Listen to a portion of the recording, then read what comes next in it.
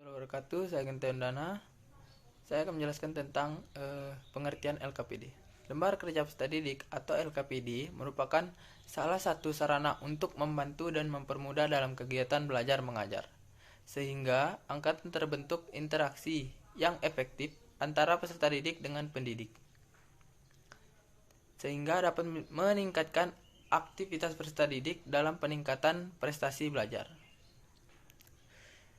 Wijayanti 2008 mengatakan bahwa lembar kerja peserta didik atau LKPD merupakan salah satu sumber belajar yang dapat dikembangkan oleh pendidik sebagai fasilitator dalam kegiatan pembelajaran.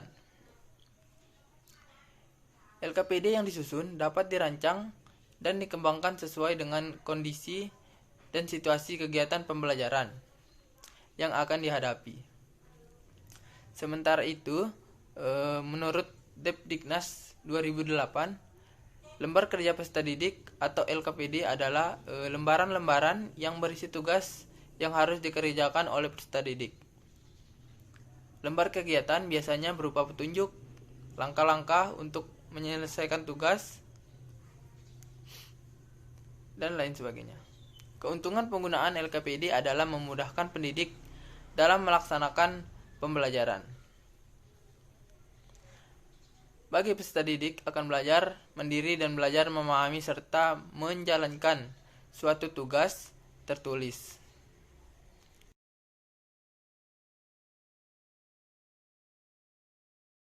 Pun manfaat yang bisa didapatkan oleh siswa dalam penggunaan lembar kerja peserta didik adalah membuat mereka menjadi lebih aktif. Tugas-tugas dalam lembar kerja peserta didik juga bisa membantu siswa untuk meningkatkan rasa percaya dirinya dan meningkatkan kemampuan berkomunikasi. Hal tersebut bisa terjadi karena mereka diberi kesempatan untuk mempresentasikan hasil kerjanya di depan kelas. Adapun manfaat lain dari lembar kerja peserta didik menurut Ahmadi 1996. Yang pertama, penggunaan LKPD mempunyai manfaat. Yang pertama, memberikan pengetahuan sikap dan keterampilan yang perlu dimiliki oleh peserta didik. Yang kedua, mengecek tingkat pemahaman peserta didik terhadap materi yang telah disajikan. Yang ketiga, mengembangkan dan menerapkan materi yang dipelajari yang sulit disampaikan secara lisan. Yang keempat, membantu peserta didik dalam memperoleh catatan materi yang dipelajari melalui kegiatan pembelajaran. Assalamualaikum warahmatullahi wabarakatuh. Perkenalkan, nama saya Hanifah Wardatul Jannah. Di sini saya akan menjelaskan materi tentang unsur-unsur dari LKPD. Adapun unsur-unsur dari LKPD adalah yang pertama, judul LKPD. Judul LKPD merupakan judul kegiatan yang akan dilaksanakan pada hari itu dengan siswa. Yang kedua adalah kompetensi dasar dan materi pokok yang berkaitan dengan kegiatan yang akan dilangsungkan. Yang ketiga adalah waktu penyelesaian. Waktu penyelesaian merupakan waktu yang digunakan dari awal sampai akhir kegiatan. Yang selanjutnya adalah peralatan dan bahan. Peralatan dan bahan merupakan sesuatu yang dibutuhkan untuk melakukan kegiatan tersebut dan harus disediakan sebelum melangsungkan kegiatan. Yang selanjutnya adalah langkah kerja. Langkah kerja merupakan prosedur yang harus diikuti dari awal sampai akhir. Selanjutnya adalah informasi singkat. Informasi singkat ini berisi informasi-informasi penting ataupun sedikit penjelasan materi terkait dengan kegiatan yang akan dilaksanakan. Yang selanjutnya adalah di dalam LKPD itu harus ada tugas yang harus dikerjakan oleh siswa. Dan yang terakhir adalah laporan. Laporan memuat hasil daripada kegiatan yang sudah dilaksanakan sesuai dengan LKPD. Sekian pembahasan dari saya. Terima kasih. Wassalamualaikum warahmatullahi wabarakatuh. Video Isyara selanjutnya di sini akan menjelaskan materi tentang bentuk-bentuk LKPD. Jadi, menurut Andi Prastowo, bentuk LKPD itu dibagi menjadi 5 macam. Yang pertama, ada LKPD yang membantu dalam penemuan konsep, di mana di dalamnya itu terdapat petunjuk atau langkah-langkah yang harus dilaksanakan seperti kegiatan mengamati dan menganalisis untuk mempermudah peserta didik dalam menentukan pengetahuan yang relevan yang sesuai dengan materi yang dipelajarinya. Kemudian yang kedua yaitu ada LKPD yang membantu dalam menerapkan dan mengintegrasikan dalam berbagai konsep yang ditemukan. LKPD ini dilengkapi dengan laporan kegiatan peserta didik ketika menerapkan dan mengintegrasikan berbagai pengetahuan faktual, konseptual, dan prosedural.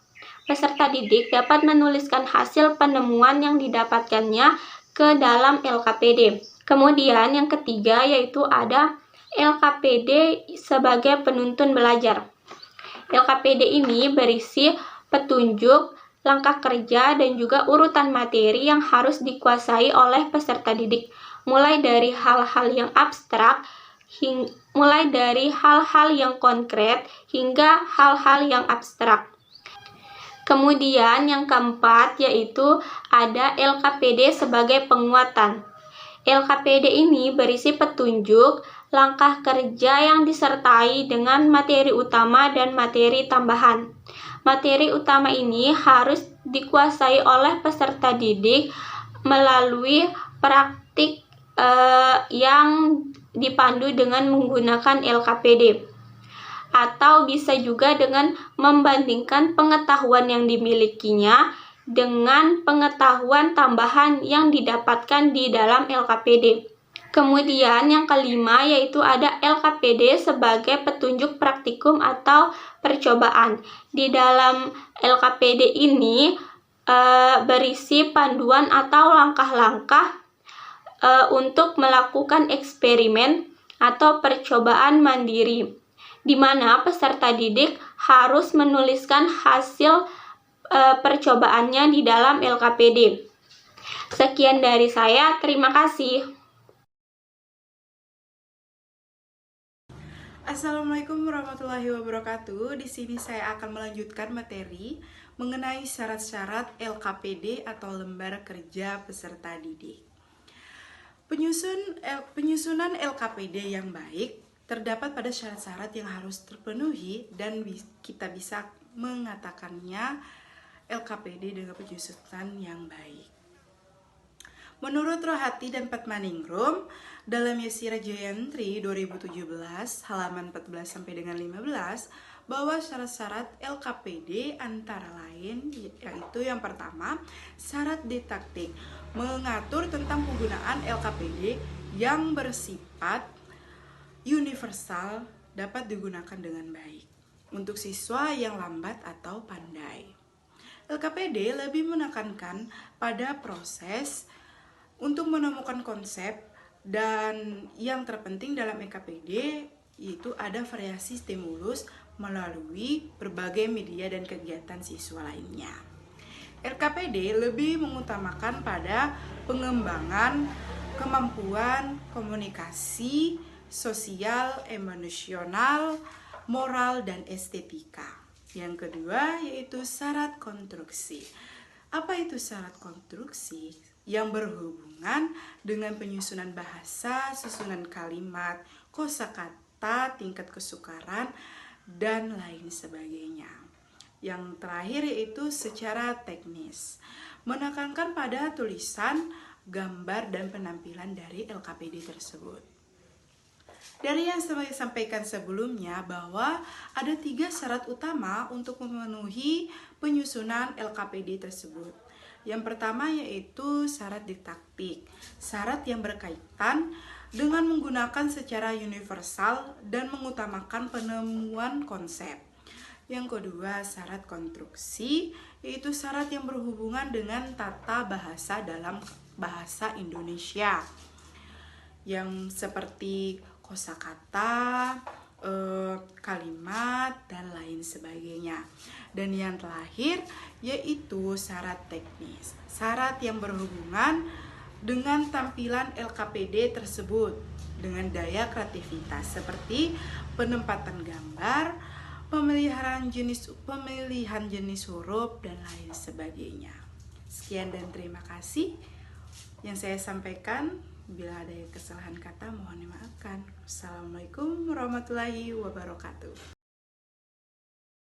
Baiklah, di sini saya akan menjelaskan mengenai langkah-langkah penyusunan LKPD. Yang pertama adalah melakukan analisis kurikulum KI dan KD. Langkah pertama yang kita lakukan dalam menyusun LKPD adalah menganalisis kurikulum, terutama tuntutan KD yang dijabarkan dalam indikator. Dari analisis ini, kita akan mengetahui apakah kita akan membuat LKPD atau berupa handout. LKPD akan sangat dibutuhkan jika tuntutan KD berupa langkah-langkah melakukan suatu mekanisme, prosedur, maupun penerapan. Yang kedua adalah menyusun peta kebutuhan LKPD. Menyusun peta kebutuhan LKPD sangat bergantung pada keluasan materi yang terdapat dalam kompetensi dasar. Bisa saja dalam satu kompetensi dasar dibutuhkan 2-3 LKPD. Nah, di sini guru harus memperhatikan betul keluasan materi atau tugas yang dituntut pada kompetensi dasar. Selanjutnya, yang ketiga adalah menentukan judul LKPD. Nah, judul LKPD yang dapat kita tulis bisa berdasarkan dari materi yang dimuat pada indikator maupun kompetensi dasar. Yang keempat, menulis LKPD. Dalam menuliskan LKPD, hendaknya sesuai dengan urutan dan struktur LKPD. Yang kelima adalah menentukan alat penilaian. Alat penilaian yang dimaksud adalah alat yang berupa soal tes uraian, soal tes pilihan ganda, menjodohkan, dan lain sebagainya.